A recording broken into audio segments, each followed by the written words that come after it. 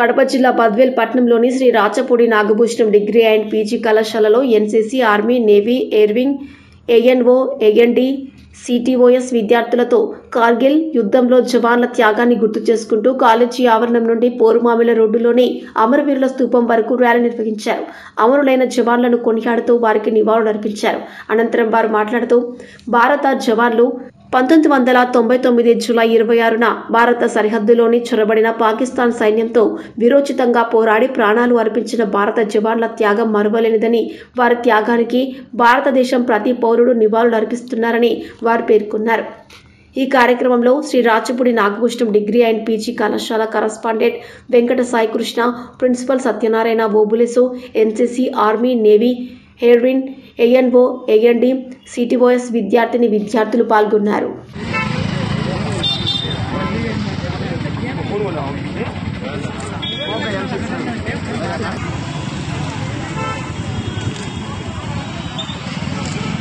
ఓకేనా?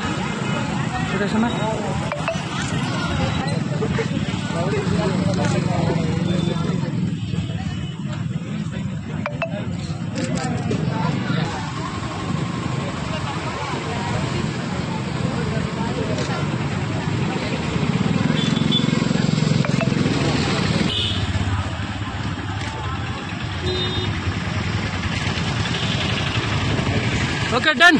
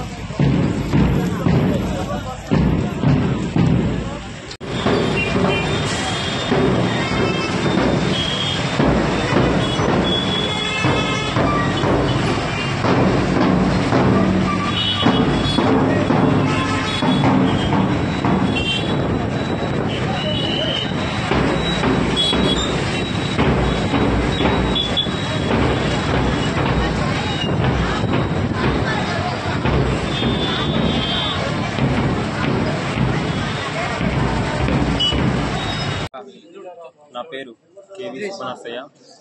మనం ఈరోజు విజయ్ దివస్ జరుపుకున్నాం. అంటే కార్గిల్ యుద్ధంలో సుమారు 25,000 సంవత్సరాల కిందట, అంటే 1999 జూలై 26న కార్గిల్ యుద్ధంలో మన జవాన్లు వీర త్యాగం చేశారు. పోరాడి త్యాగం చేశారు.